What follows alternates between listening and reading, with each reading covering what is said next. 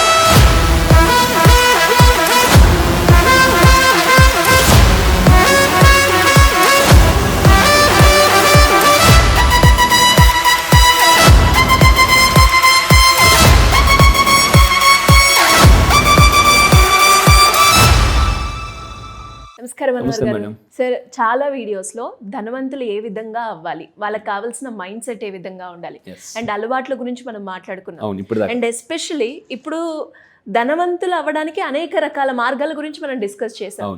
But కొన్ని కారణాలు ఉంటాయి వీటి వల్ల మన దగ్గర ధనవంతులు అవ్వడానికి ఛాన్సెస్ లేవు, ఇలా ఉంటే అవ్వరు అని చెప్తూ ఉంటారు. సో అలా ఉండకూడని కూడా తెలుసుకుంటే ఉండడానికి చాలా ముందుకెళ్ళడానికి ఛాన్సెస్ ఉంటాయి. ఇక్కడ ఏదైనా వస్తువు మార్కెట్లో కొంటే రెండు ఉంటాయి, dos and don'ts. So life లో ఎలా ఉండకూడదు అంటే ప్రతి గేమ్ లో కూడా కొన్ని రూల్స్ ఉంటాయి, అంటే ఇలా ఉండాలి ఇలా ఉండకూడదు అని చెప్పేసి. సో ధనవంతులు అవ్వాలంటే ఇప్పటిదాకా నేను చాలా వీడియోస్ చేశాను, అంటే ఇలా మైండ్ సెట్ ఉండాలి, ఈ విధంగా హ్యాబిట్స్ ఉండాలి. బట్ ఈ వీడియోలో మీరు పరిస్థితులు పగబట్టినప్పుడు ఈ విధంగా ఉండకూడదు. అండ్ దానికి ముందు మళ్ళీ చెప్తున్నానండి, ఈ నవంబర్ 20 మనీ అట్రాక్షన్ వర్క్షాప్కి చాలా ఫోన్ కాల్స్ వస్తున్నాయి. చాలామంది అడుగుతున్నారు ఎక్కడ అని చెప్పేసి. హైదరాబాద్లో మార్నింగ్ 9:30 నుంచి ఈవినింగ్ 6 o'clock వరకు మెగా ఈవెంట్ 2000 మందితో చేయబోతున్నాం. అది కూడా 3 కేటగిరీస్లో. మీరు విఐపీలో రావచ్చు, ప్రీమియంలో రావచ్చు, నార్మల్ కేటగిరీలో రావచ్చు. ఆ ఒక్క వర్క్షాప్కి వస్తే మళ్ళీ చెప్తానండి, you can easily attract money, డబ్బుని. అంటే 5 years ఆఫ్ సక్సెస్ని, మనీని 1 yearలో అట్రాక్ట్ చేయొచ్చు. 2026 నిజంగా మీరు రిచ్గా బతకాలనుకుంటే ఈ ఒక్క వర్క్షాప్కి రండి. ఎందుకంటే ఇప్పుడు నవంబర్లో చేస్తున్నాం, ఇది మీరు ఇంప్లిమెంటేషన్ డిసెంబర్, జనవరికి రిజల్ట్ స్టార్ట్ అయిపోతాయి అనమాట. జనవరి నుంచి రిజల్ట్ స్టార్ట్ అయిపోతాయి. న్యూ ఇయర్లో కొత్తగా స్టార్ట్ చేయొచ్చు. 100% అండి, అది కూడా రిచ్గా. అయితే ఈ వీడియోలో చెప్పబోయేది ఏంటంటే, ఇలా ఆలోచిస్తే మీరు ధనవంతులు ఎప్పటికీ అవ్వలేరు, కాలేరు. ఏంటి అని అంటే, నన్ను చాలా ఇన్స్పైర్ చేసిన ఒక వీడియో చెప్తాను. క్లాసెస్లో ఈ మధ్య చాంపియన్ మైండ్ సెట్లో చెప్పాను. చూడండి, లైఫ్లో ఒక పర్సన్ చాలా డిసప్పాయింట్ అయిపోయి నాలాంటి సైకాలజిస్ట్ దగ్గరికి, నాలాంటి కోచ్ దగ్గరికి వస్తే అప్పుడు ఆ కోచ్ ఏం చెప్పారంటే, చూడండి లైఫ్లో ఇప్పుడు చూడండి క్యారెట్, మీరు చూడండి అబ్జర్వ్ చేయండి, క్యారెట్ చాలా స్ట్రాంగ్గా ఉంటుంది. ఇప్పుడు ఈ క్యారెట్ తీసుకెళ్ళి అతను ఏం చేశాడంటే బాగా వేడి నీటిలో వేసాడు. సో వేడి నీళ్ళు వేయగానే ఆ క్యారెట్ ఏమైపోయిందంటే మెత్తగా అయిపోయింది. అంటే అక్కడ వేడి నీళ్ళు ఏంటంటే మీ పరిస్థితులు, మీ ఫ్యామిలీ సిచ్యువేషన్స్ కావచ్చు, ఏదైనా కావచ్చు, కండిషన్స్ కావచ్చు, మీ ఆఫీస్ ఎన్విరాన్మెంట్ కావచ్చు. సో మీరు ఆఫీస్కి వచ్చిన కొత్తలో కానీ, లేదంటే మీరు స్టార్ట్ క్యారెట్లో చాలా స్ట్రాంగ్గా ఉంటారు. పరిస్థితులు ఏం చేస్తాయంటే బాగా వేడిగా ఉన్న వల్ల మెత్తగా అయిపోతారు.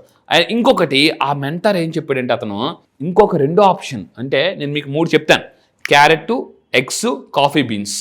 ఇప్పుడు ఒక గుడ్డు తీసుకుని, ఒక స్ట్రాంగ్ ఎగ్ తీసుకుని బాగా మరుగుతున్న నీటిలో వేసేటాడు అతను. ఆ మరుగుతున్న నీళ్ళేంటి, మీ పరిస్థితులు. మళ్ళీ చెప్తున్నాను, పరిస్థితులు మీ ఆఫీస్ ఎన్విరాన్మెంట్స్ కావచ్చు. సో వేయగానే ఈ గుడ్డు స్ట్రాంగ్గా ఉండదు, పైన చాలా పెంకు గట్టిగా ఉండదు.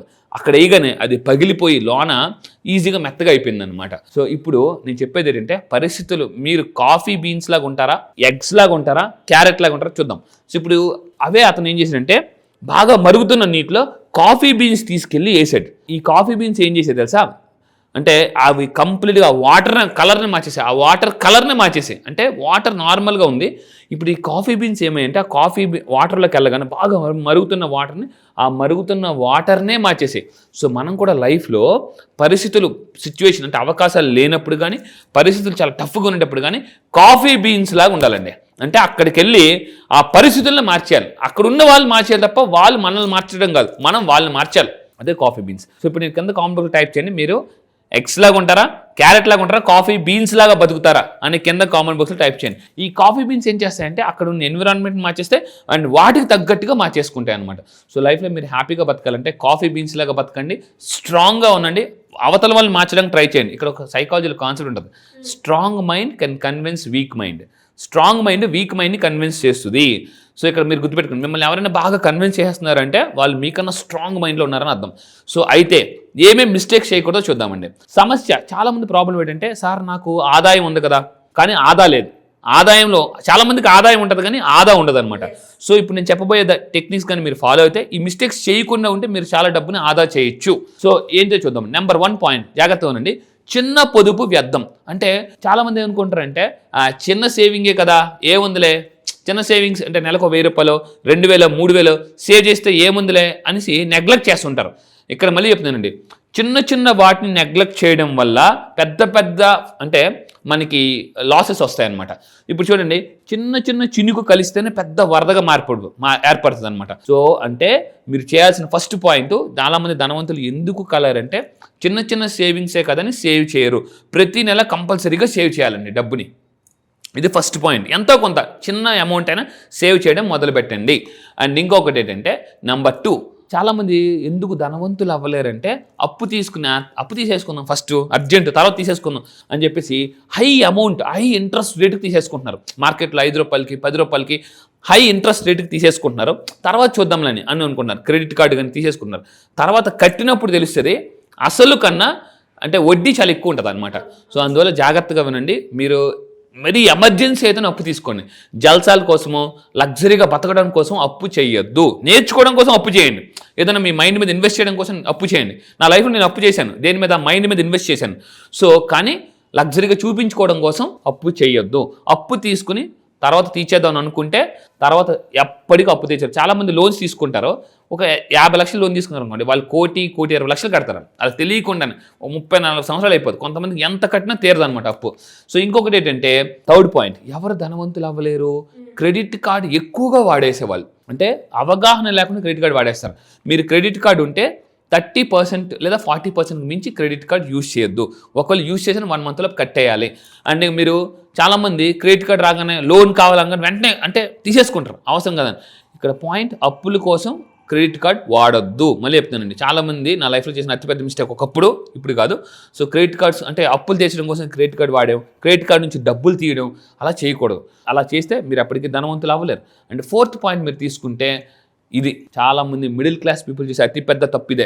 ఖర్చుల తర్వాత అంటే నెల వస్తుంది, అంతా ఖర్చులు అయిపోయిన తర్వాత సేవ్ చేద్దాం అనుకుంటారు. ఫస్ట్ పాయింట్, ఆల్ బిలియనర్స్ చేసే ఫస్ట్ పని ఏంటంటే, మరి డబ్బు రాగానే ఫస్ట్ చేసే పని డబ్బుని సేవ్ చేస్తారు. సేవ్ చేసిన తర్వాత ఖర్చు పెడతారు. అందుకే ఇక్కడ ఫార్ములా ఇస్తున్నాను చూడండి, ఆదాయం మైనస్ ఖర్చు = పొదుపు. ఇది రాంగ్. ఇలా చేస్తే మీరు ధనవంతులు అవ్వాలి. అంటే ఆదాయం వస్తుంది, సో ఈ ఆదాయంలో ఖర్చు పోగా తర్వాత పొదుపు చేద్దాం అని అంటే ఏముండదు అనమాట. ఫార్ములా ఏంటి? ధనవంతులు అవ్వాలంటే ఫార్ములా ఏంటంటే ఆదాయం మైనస్ పొదుపు = ఖర్చు. అంటే ఆదాయం రాగానే కొంత ఆదా చేయాలి. సో అంటే దాన్ని పొదుపు అంటారు. అప్పుడు రిమైనింగ్ డబ్బులు ఖర్చు పెడితే వాళ్ళు ధనవంతులు అవుతారు. అందుకే చెప్తున్నానండి, వారన్ బఫెట్ చెప్తున్నమాట, మీరు వచ్చిన డబ్బులల్లో ఖర్చు పెట్టుకుంటూ పోతే, అనవసరమైన వస్తువులు కొనుక్కుంటూ పోతే జీవితంలో ఏదో ఒకరోజు అవసరమైన వస్తువు అమ్ముకోవాల్సి వస్తుంది. ఇది వారన్ బఫెట్, డబ్బు తాత అంటారు నేనైతే. అండ్ ఇంకొకటి 5th పాయింట్ మీరు తీసుకుంటే, పెద్ద వేతనం ఉంటే చాలు, ఏదో ఒక ఇన్కమ్ సోర్స్ ఉంటే చాలులే అంటే ఒక సింగిల్ ఇన్కమ్ సోర్స్ మీద డిపెండ్ అయ్యే వాళ్ళు ఎప్పటికీ ధనవంతులు అవ్వలేరు. సో మీరు ప్రపంచంలో టాప్ పీపుల్ తీసుకుంటే వాళ్ళందరికీ కూడా మల్టిపుల్ సోర్స్ ఆఫ్ ఇన్కమ్స్ ఉన్నాయి. ఇప్పుడు రతన్ టాటా గారు తీసుకోండి, అతను ఉప్పు మీద డబ్బు వస్తుంది, ఉక్కు మీద డబ్బు వస్తుంది అనమాట.